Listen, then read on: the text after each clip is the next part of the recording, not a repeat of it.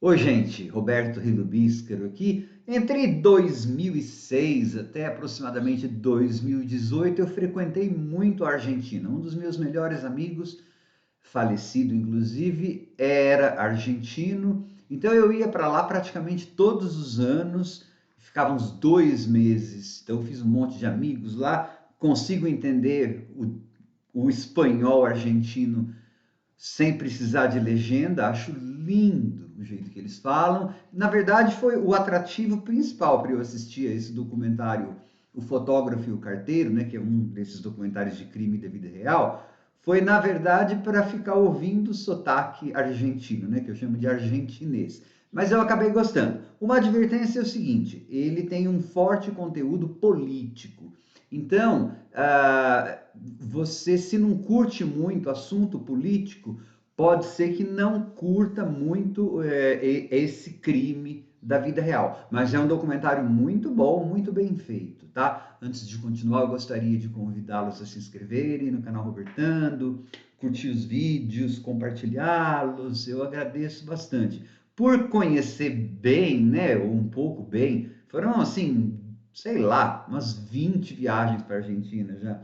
É, a televisão de lá, alguns costumes, especialmente Buenos Aires, o começo, assim, eu acabei me divertindo, né? Porque na TV aberta argentina, quando é verão, boa parte da programação é destinada ao que eles chamam de cobrir la farândula, ou seja, o que os ricos e famosos fazem nas praias, tá? Então, Pinamar, Mar del Plata, as tais vedetes, eles ainda costumam chamar de vedetes, enfim, tem toda essa coisa. No dia 25 de janeiro de 1997, um fotógrafo foi encontrado carbonizado dentro do seu carro. E esse fotógrafo trabalhava para uma revista de grande circulação e estava cobrindo a farândula, estava cobrindo a temporada de verão, né, em Pinamar, eu acho.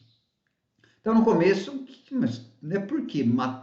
Morreu tal. Aí descobriram que ele estava algemado, descobriram que tinha 2 tiros na cabeça, então foi um crime por algum motivo. Ao decorrer do documentário, a gente vai descobrindo que foi um motivo político. E aí eles vão descrevendo a década. Gente, eu estou falando nos termos do documentário, tá? Eles vão falar da década de frivolidade mafiosa, isso está no documentário, que na verdade é a época, vamos dizer assim, do governo Carlos Menem, né? Que culminou depois em 2001 com aquela explosão social na Argentina que quase levou o país à guerra civil, na bancarrota, eles faliram, foi um horror, né? As pessoas passando fome, mas nos anos 90 eles viveram um período daquele otimismo do Menem, da privatização, ele tirava foto com os Rolling Stones e falava que ia ter um avião que atravessaria a estratosfera, então você chegaria não sei onde em tantos minutos. Nessa parte eu ri porque eu já ouvi várias declarações de vários políticos argentinos desse tipo, inclusive de tudo quanto é partido, né? Sempre é melhor, sempre é mais maravilhoso. Com o decorrer do documentário você vai descobrindo então que esse fotógrafo fotografou quem ele não devia, né?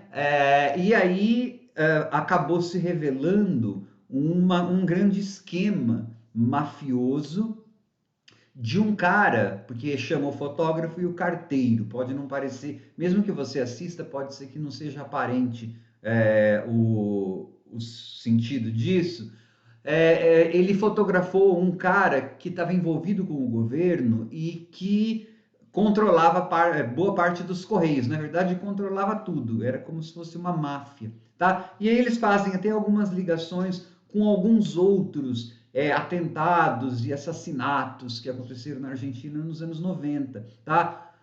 A morte acidental do filho do Menem, o atentado à embaixada israelense, a um centro judaico lá em Buenos Aires. Toda vez que a gente passa em Buenos Aires, em um prédio que tem umas colunas na calçada muito grossas, você pode ter quase certeza que é algum centro judaico, alguma coisa que é para prevenir por causa de carro-bomba, um atentado que teve lá. Eu já vi isso em outros lugares, né, em outros países, mas nós estamos falando de Buenos Aires. Eles não, o documentário ele é muito, eles não contam direito é, como era esse esquema mafioso, tá?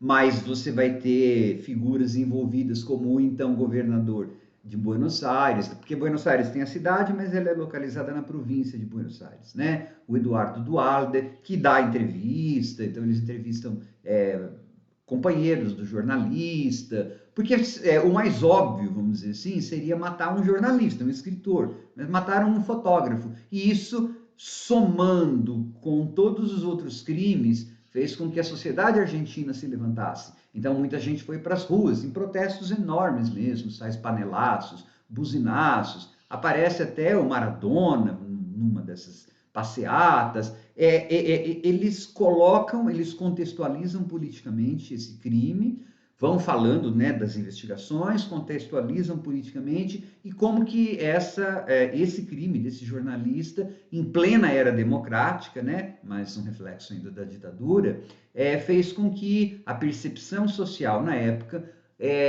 mudasse a ponto de um assassinato levar pessoas às ruas em todas as cidades e que depois influenciaria até no resultado das eleições, né?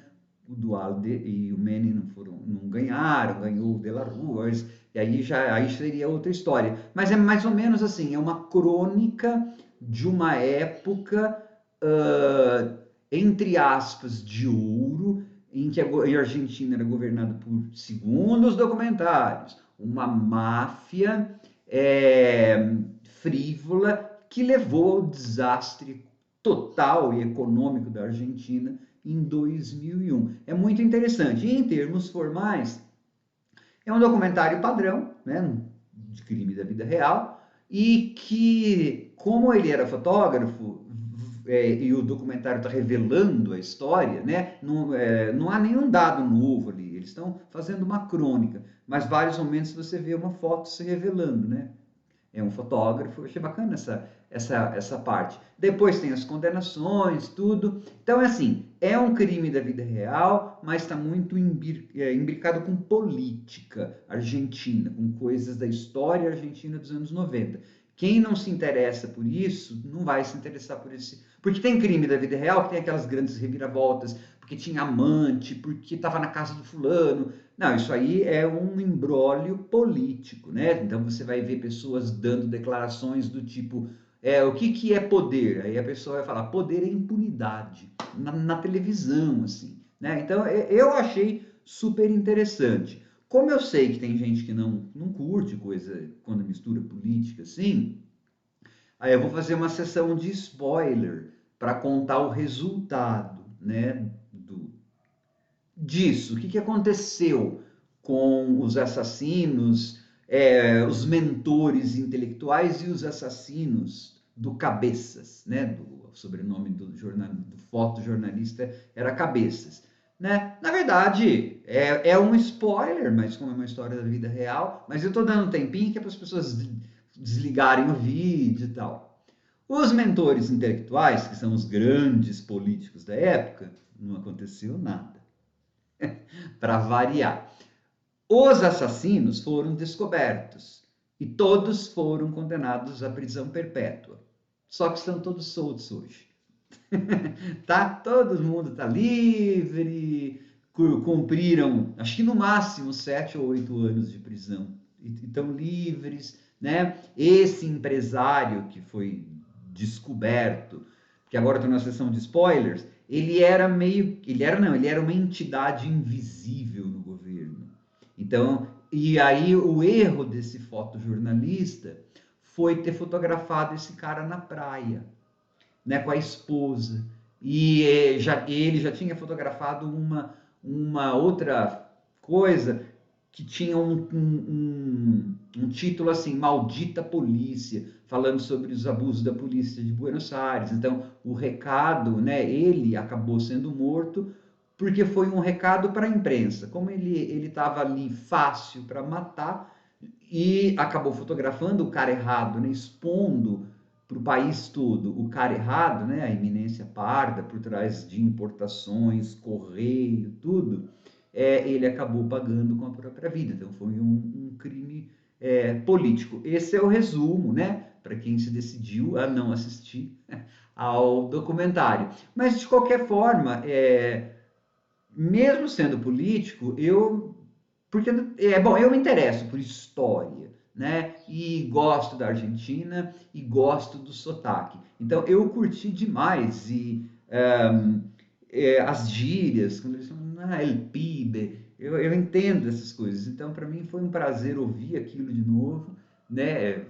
Faz uns 3, 4 anos que eu não vou à Argentina. Depois que meu amigo morreu, eu não me sinto preparado para voltar para lá. Mas tenho amigos lá, a família dele, os filhos, quero visitar, preciso vencer isso, mas tenho que ter calma, porque é uma cidade que eu amo, né, Buenos Aires, e acho lindíssima, e calorosa, e que é saudade de ir ao teatro. Então, assim, por conta dessa parte pessoal e também de história, eu gostei muito do documentário, né? E para mim é música para os ouvidos, aquele sotaque delicioso, porque aí me faz lembrar de amigos, um já falecido, mas tantos outros argentinos que eu tenho que ainda estão vivos, ainda bem. Preciso lá vê-los. Tchau.